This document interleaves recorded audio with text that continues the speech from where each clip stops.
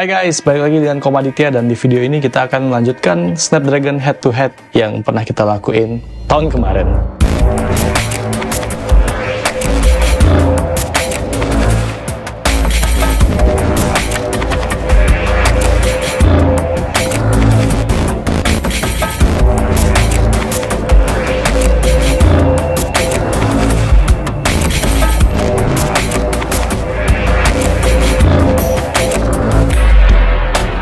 Di head-to-head ini kita akan ngetes gimana performa kamera dari device-device tertinggi Snapdragon yang beredar di Indonesia secara resmi tahun 2023. Device-device itu sendiri adalah Samsung S23 Ultra, Oppo N3 Fold, dan juga iQOO 12. Sebelumnya, mungkin kalian belum tahu, 3 HP ini sebenarnya ada di 3 range harga yang berbeda. N3 Fold ini ada di 30 juta, S23 Ultra ini kayak 20 jutaan, dan juga iQOO 12 malah kayak 10 jutaan. Tapi kita ini kan menguji performa kameranya ya, jadi price range yang dipengaruhi hal-hal lain di luar kamera ini, kita nggak usah urusin. Stick to the camera performance. Aturannya gampang sebenarnya, yang kita uji dari masing-masing HP ini, yang pertama adalah performa kameranya di foto, yang mana kita akan ambil 4 foto dengan masing-masing 4 focal length yang mereka punya. Ultra wide, main wide 3 kali, dan juga 10 kali, yang mana ketiga HP ini semuanya bisa. Kedua, kita akan coba portrait mode dengan 2 subjek menghadap matahari dan juga melawan matahari. Portrait mode dengan single subjek. Dan terakhir, night mode handheld dengan subjek membelakangi cahaya. Terus, nanti di video selanjutnya kita juga akan menguji kualitas videonya. Dan tentu saja terakhir kita akan menguji gimmick fotografi dan videografi yang disertakan masing-masing brand ke dalam HP-HP ini. Apa aja itu? Kalian cek aja nanti di video selanjutnya sih. Tapi sekarang, di video ini, kita mulai dulu penilaian aspek fotografinya. Kontestan pertama adalah Samsung S23 Ultra, yang punya quad kamera system atau 4 kamera yang terdiri dari ultrawide 12 MP dengan f2.2 setara 13 mm. Terus ada lensa utama 200 MP yang outputnya tetap 12 MP dengan f1.7 setara dengan 24 mm. Terus 3 kali telefoto dengan 10 MP f2.4 setara dengan 70 mm, dan terakhir telefoto 10 kali dengan 10 MP f4.9 setara dengan 230 mm. Sensornya sendiri menggunakan sensor Samsung HP2 untuk kamera utamanya, tapi juga menggunakan sensor IMX Sony di 3 kamera lainnya. Untuk hasilnya sendiri kita bisa lihat, yang pertama adalah konsistensi warna di 4 focal length ini. Sebuah hal yang jadi kayak keunggulannya Samsung sejak lama ya. Meski hasil fotonya dibandingin S22 Ultra yang tahun lalu bisa dibilang lebih digital dan lebih proses gitu, dengan warna yang cenderung lebih pop out dan warm. Selain itu, shadow yang dihasilkan cenderung lebih terang, dan ini kelihatan banget di lensa telefoto 10 kalinya yang shadownya rata dengan warna kulit yang terang. Ini bisa terjadi karena prosesor memutuskan mengkompensasi aperture yang kecil dengan membuat gambarnya kayak sedikit overexpose gitu. Wajar aja, karena aperture dari lensa 10 kali ini f4.9 ya kalau nggak salah. Hanya saja ini kayak bikin skin tone tuh agak terlihat berbeda dari 3 kamera lain. Ini yang saya rasa sebuah kemunduran dari S22 Ultra yang mana lebih berasa fotografi dibanding S23 Ultra, terutama di lensa tele 10 kalinya. Meski saya rasa keputusan ini agak bisa dimengerti ya, karena lensa 10 kali itu sering kali kita pakai untuk memotret kayak landscape gitu, daripada subjek manusia. Dan untuk overall nilainya juga saya rasa tidak sampai membuat deretan kamera Samsung ini jadi nggak bagus gitu. Ini cuma perihal subjektivitas saya sebagai fotografer aja, yang punya preferensi gimana fotografi itu harusnya diemulasi oleh smartphone kesayangan saya. Oke, untuk nilainya di sesi ini 4,5 dari 5. Nah, untuk portrait mode, saya rasa Samsung sudah lebih baik dalam mengemulasi lensa beraperture besar kesayangan para portrait fotografer ya. Pada foto 2 subjek melawan matahari, Samsung berhasil menciptakan foto yang bagus dengan tingkat keterangan yang baik. Wajahnya itu jelas, detailnya juga baik sekali. Ditambah bokeh yang menawan dari terobosan cahaya di belakang gitu. Hanya saja ini wajahnya Lavani agak kurang fokus. Ini sebenarnya kalau memang mengemulasi lensa bukan besar, ya yang beneran gitu ya. Ya bener sih namanya, karena kalau bukan besar, harusnya titik fokusnya memang harusnya kecil. Jadi hasil ini sebenarnya apa ya? Realistis gitu. Tapi untuk potret kamera HP, keduanya harusnya sih fokus. Untuk 2 subjek yang searah cahaya, Foto yang dihasilkan juga cukup bagus, hanya saja agak underexpose ya kalau menurut saya. Padahal bisa dibilang ini adalah tugas yang mudah buat sensornya. Ini bisa jadi karena sensor mengejar gambar yang terangnya merata. Sekali lagi ini hal yang terjadi di lensa tele tadi, hanya saja ya alih-alih bikin shadow di sekitar wajah jadi terang, dia mengejar highlights agar tidak blown up. Hal ini seharusnya tidak terjadi pada foto yang cahayanya cukup. Sementara di subjeknya sendiri terlihat perfect ya. Cahayanya merata, shadow aman, separasi bagus, efek bokehnya juga konsisten dengan yang sebelumnya. Jadi untuk portrait mode dia 4 dari 5. Untuk night mode-nya sendiri, ini adalah bukti keseriusan Samsung menguatkan nightography. Wajah jelas, bias cahaya bagus, menerangkan bagian yang memang sepantasnya terang. Di bagian subjek, wajah dan baju putih tetap terang meski cahaya belakang tuh kayak lebih kuat daripada cahaya depan. Tapi hasil foto yang agak vignette ini bikin kesan saturasi yang kurang di bagian warna kulit bawah dan juga celananya. Tapi untuk selain itu, menurut saya sih ini hampir sempurna buat night mode. Jadi nilainya 4 dari 5.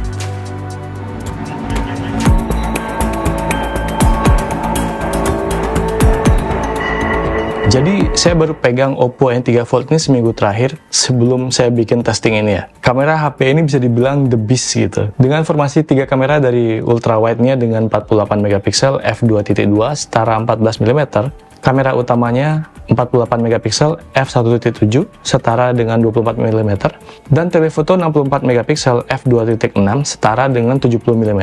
Ketiga kamera ini beraksi dengan sama hebatnya. Kamera utamanya pakai sensor LTT808, sebuah sensor baru dari Sony yang juga ada di HP kayak Xperia keluaran Sony ya. Ultrawide-nya pakai sensor IMX Sony juga. Dan telefotonya pakai OmniVision OV64B. N3 Fold ini memakai stack pixel arsitektur yang menangkap 140% cahaya untuk membuat detail yang jauh lebih bagus. Gitu sih katanya. Dari keempat foto ini kita bisa lihat bagaimana prosesornya menjaga konsistensi warna dan terang di setiap hasil fotonya. Meski diproduksi dari 3 sensor yang berbeda. Foto 3 kalinya menurut saya adalah yang terbaik. Ini pujian yang datang dari saya yang selalu memuji tele 3 kalinya Samsung. Tapi kali ini reproduksi warna, depth of field, dan juga bias warnanya itu sangat terkontrol. Sebuah produksi yang bagus banget dari kombinasi f2.6 dan resolusi 64 megapiksel. Sensor yang besar dari kamera telefoto ini juga bisa bikin N3 bisa mengemulasi tele 10 kali dengan exposure yang terkendali dengan baik, sambil menjaga ketajaman tetap terlihat alami. Lihat bokeh yang diproduksi di bagian kanan atas tuh ya. Sangat creamy dan well connected pada saat yang sama. Jadi nilainya 5 dari 5. Untuk portrait mode-nya, saya rasa pencinta bokeh bulat-bulat bakal ya agak kecewa ya, karena bokeh yang dihadirkan adalah bokeh khasnya Hasselblad yang lebih soft, creamy, light distortion gitu daripada strong circle kayak yang kita lihat di Samsung tadi ya.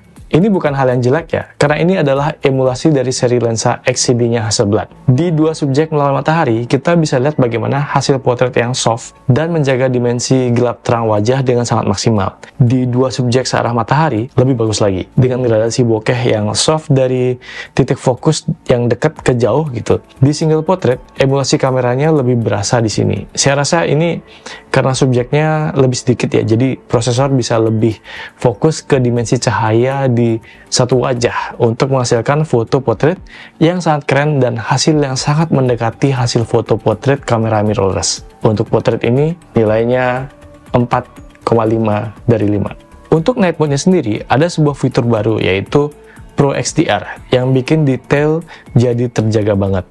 Dynamic range-nya juga sangat seimbang di shadow dan highlights yang tetap bikin noise hampir nggak ada. Meski kalau dilihat ya, ini salah satu foto malam yang bertipe menerangkan gelap. Herannya, hasil foto ini tetap punya saturasi yang bagus meski sumber cahaya di belakang lebih terang daripada yang di depan. Sekali lagi hampir sempurna. Kurangnya sih ya lebih ke subjektif aja ya di bagian menerangkan bagian yang kurang terang itu. Which is sebenarnya saya nggak prefer kayak gitu sih. Kalau buat saya sih lebih seneng yang alami-alami aja. Nilainya 4 dari 5. IQ 12. Oke, jadi yang satu ini sangat mengejutkan ya. Ketika saya memegang HP ini, saya langsung berasa kameranya kayak mirip dengan color science-nya Vivo. Dan kayaknya emang bener sih, ini brand ada hubungannya sama Vivo. Jadi karena nggak ada Vivo flagship tahun ini, ya kita ikutin HP ini aja lah. Kamera utamanya pakai sensor OmniVision OV50H 50 megapiksel f1.7 setara dengan 23 mm. Lalu ultrawide-nya pakai sensor Samsung JN1 50 megapiksel f2.0 setara dengan 15 mm. Dan terakhir, telefotonya dengan sensor OmniVision OV64B 64 megapiksel f2.6 yang setara dengan 70 mm. Sensor telefoto ini juga bisa menghasilkan 10 kali zoom yang lossless. Dan sepanjang saya pakai, memang 10 kalinya nyaris sebersih punya Samsung. Untuk hasil fotonya dari keempat mode ini sebenarnya bisa dibilang kurang konsistensinya terutama di warna. Tapi kalau exposure dan kontras sih ya ini cukup mantap ya, konsisten gitu. Dari ultrawide ke lensa utama bisa dibilang ada shifting power saturation. Lalu di lensa telenya berubah white balance-nya meski kekuatan saturasinya masih konsisten dengan lensa utama. Hal ini sebenarnya biasa terjadi di smartphone Vivo gitu yang non flagship. Tapi kalau dibawa ke flagship harusnya bisa mengutamakan konsistensi warna di semua mode kamera. Meski begitu, ketajaman, kontras, dan fokusnya sangat bagus dan menurut saya bisa banget diandalkan. Untuk kamera utama, 3,5 dari 5. Untuk portrait mode-nya, ini sebuah kejutan yang sangat mencengangkan buat saya. Emulasi bokehnya tuh sangat keren untuk ukuran HP ini. Bulat-bulat dan merespon bias cahaya dengan sangat oke. Di kedua foto bagian melawan cahaya. Gradasi fokusnya juga cukup soft untuk memisahkan subjek dengan background yang di-blur. Exposure background dengan wajah subjek cukup seimbang, meski secara subjektif ya saya lebih suka kalau bagian shadow di wajah tuh bisa diturunin dikit tingkat keterangannya. Tapi ya pada saat searah dengan cahaya, sekali lagi ada shifting white balance yang cukup ketara. Hal ini harusnya nggak terjadi karena beda waktu saat memotretnya itu sebenarnya nggak beda jauh. Ini biasanya terjadi karena prosesor memilih untuk membalance warna keseluruhan gambar yang bikin WB itu jadi agak membingungkan. Kelihatan banget di skin tone yang akhirnya nggak sama dengan foto sebelumnya. Tapi sekali lagi, bokehnya yahut, gradasi blurnya juga seperti lensa bukaan besar dari kamera beneran. Jadi menurut saya nilainya tetap 4 dari 5. Nah, kalau night mode-nya sih mantap nih ya. Subjek jelas, shadow dan highlights juga nyaris tanpa noise. Ini adalah sebuah pencapaian luar biasa untuk HP seharga Ico ini yang bisa bikin foto night mode yang sebagus ini. Meski secara subjektif ya, ini foto bukan selera saya yang gelapnya diterangin banget kayak gini. Cuman sekali lagi, ini masalah preferensi. Di luar itu, performa prosesornya sangat handal dalam menjaga tingkat kewajaran foto. Maksud saya, dia tidak agresif dalam menajamkan foto saat mengangkat exposure. Biasanya kalau kayak tadi, dia bikin berasa ada efek clarity berlebihan gitu. Tapi ini sama sekali nggak ada. Ketajamannya wajar dan sangat natural. Nilainya 4 dari 5.